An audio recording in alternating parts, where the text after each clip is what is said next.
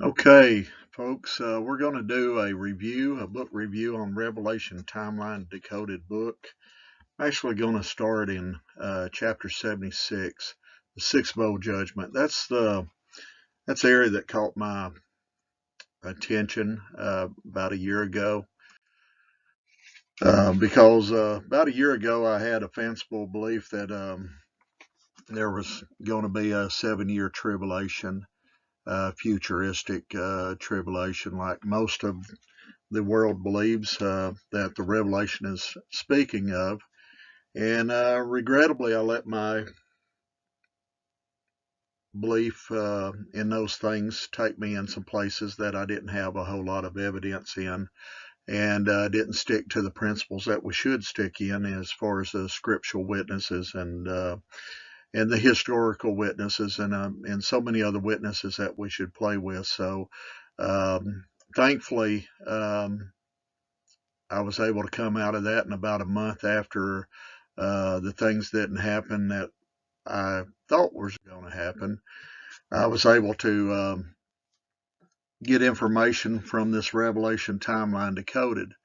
Um, what is interesting though, when I'd stopped my YouTube channel that I'd had for a few years last year at the same time, or actually I stopped it about 6 months before the time that we thought this tribulation was going to begin, and I just felt there was no need for that YouTube channel anymore. And when I'd started this channel, and after I'd found out new knowledge and such, I had someone come on to my YouTube station on one of my videos and asked me if I was that Kevin Strange from the other YouTube videos, and their acronym of their YouTube channel was QC. They had no videos or anything, so they're just telling me there's just someone that surfs around on YouTube looking at videos. But I believe I know this person, and what was kind of interesting in the whole conversation, going back and forth in the question and comment section, is they had mentioned the thing about false prophets, and basically accused me of being a false prophet. And they used Matthew 24 when they were talking about that. What's interesting that I've come to learn, and there's so much evidence that we missed just because we do not look at Scripture and we do not look at uh, who was being spoke to, just like in the letters of Paul.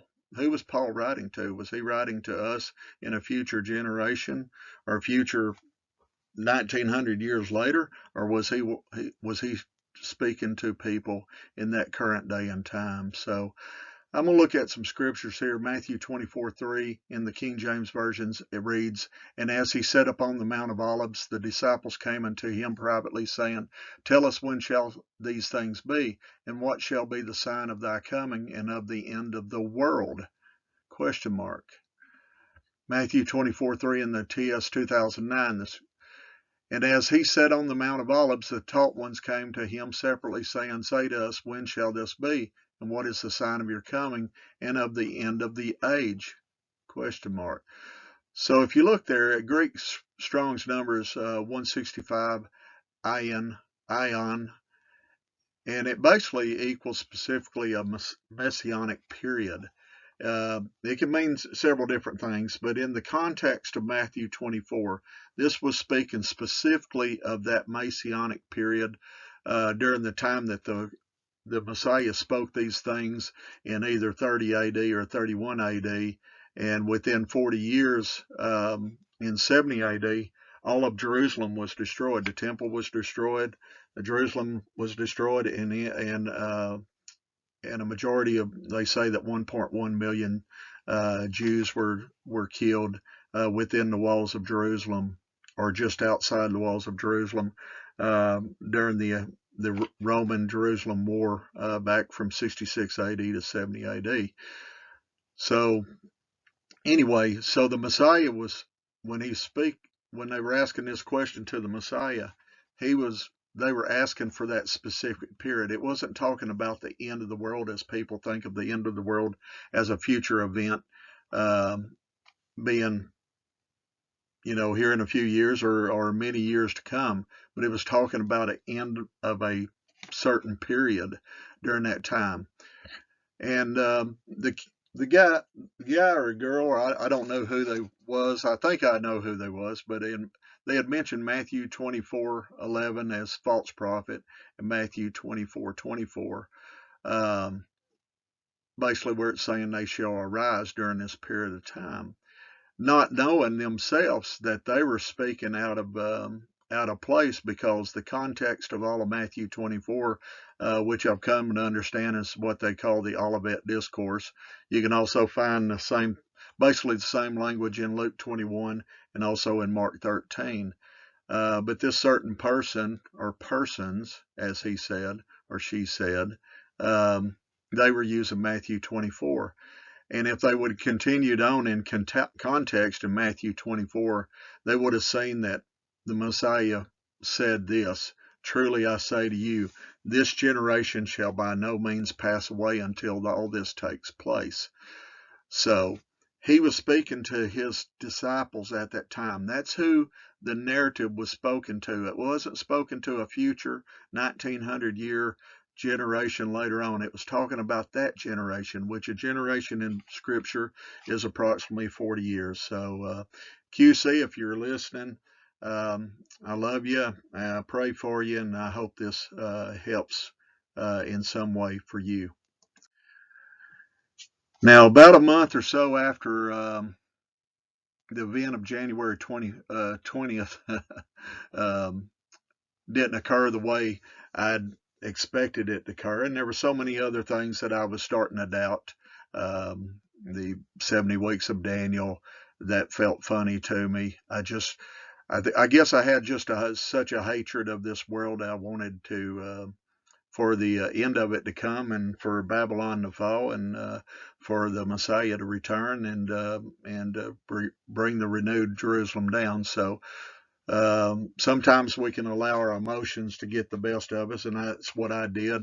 And if there's any of y'all that I've done anything to during that period of time that might have affected you in the wrong way, I apologize for. And but this sheet here, this PDF, was something that I found in my house here, and somebody, I don't know if I got down to the bottom of who left it here. I've had suggestions on who left it here, but we've had several people through our home over the last several years. But anyway, I found this copy just left around, and I asked my wife who had left it. She didn't know. So I picked it up and just kind of started looking at it, and it looked different than anything I'd seen before being spoken of. And then when I looked at Bowl 6, and I saw the Ottoman Empire information in there, I knew that the Ottoman Empire had ceased to exist back in the 20th century. So it just caught my attention. So I ended up went to the website,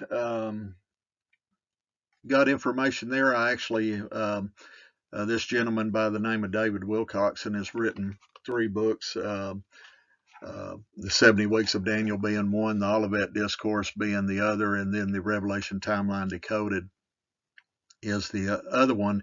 And I actually ordered all 3 books, and I'm not one that normally orders books and pays for books and reads them outside of Scripture, but I felt a need to do this on these particular books. And so I ordered it, and I actually read the Revelation Timeline Decoded book first, and have since then went through the 70 Weeks of Daniel and the Olivet Discourse.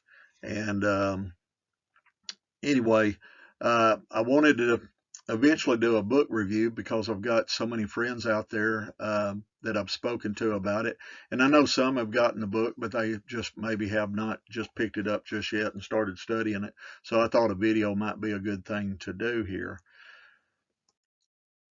And what really caught my attention is when I found this out.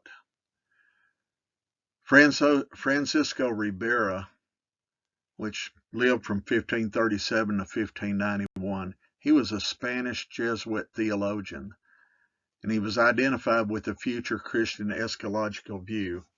So I don't know if everybody knows who a Jesuit is. I've learned a lot more about who the Jesuits are over the last year.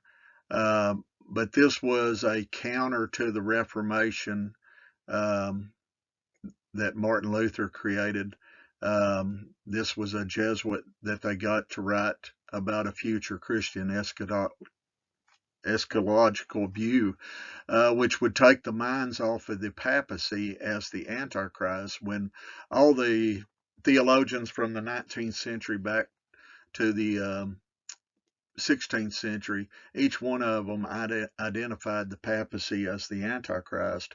So I would definitely recommend y'all checking out the Francisco Ribera. You can find it on Wikipedia. I've left the link there that you can go check out. And we'll start here on the review. So the first part of the review, I'm just gonna read through the book here, and I'm gonna flip through some these slides that I made were just basically things that I've researched on my own just from the book, and I will add just one slide here that a scriptural verse that wasn't part of the chapter, but it's a real short chapter, so should be able to read through it and get through it pretty quick here. So.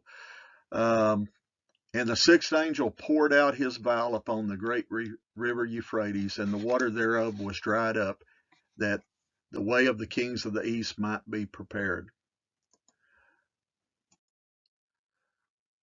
The Turks, who were symbolized by the Euphrates River during the sixth trumpet judgment, became the Ottoman Empire.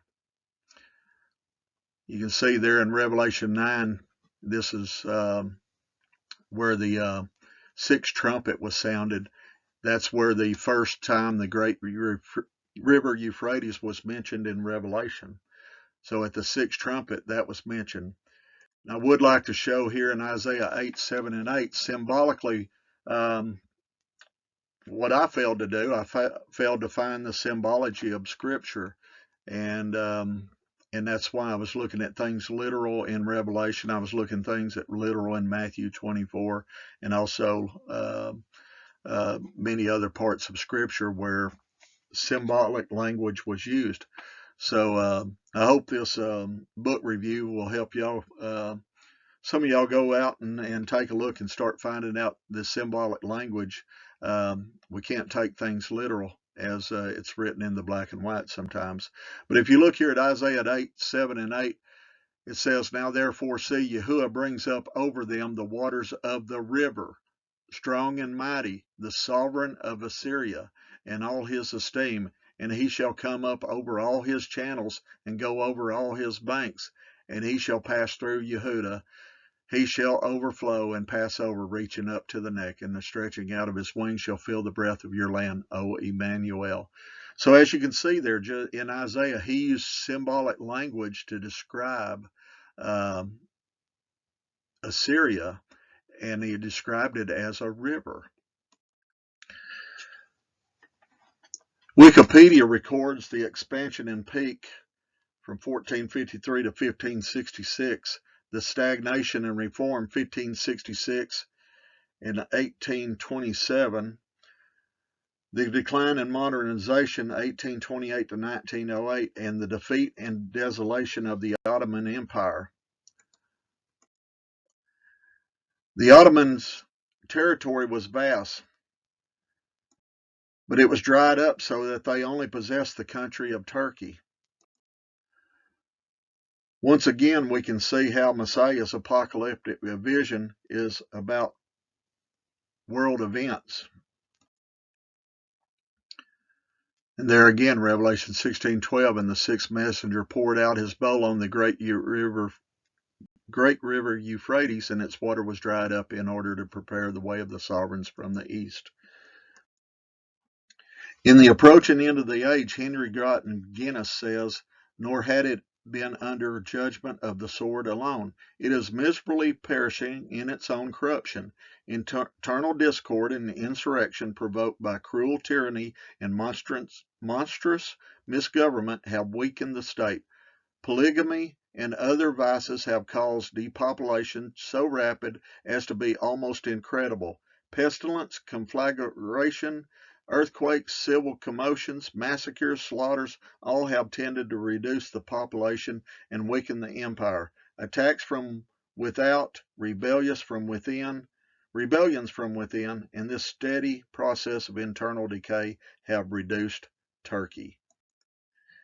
In The Rise and Fall of the Papacy, 1701, Robert Fleming says, the sixth vial will be poured out upon the Mohammedan Empire, which is the Ottoman Empire, as the former on the papacy.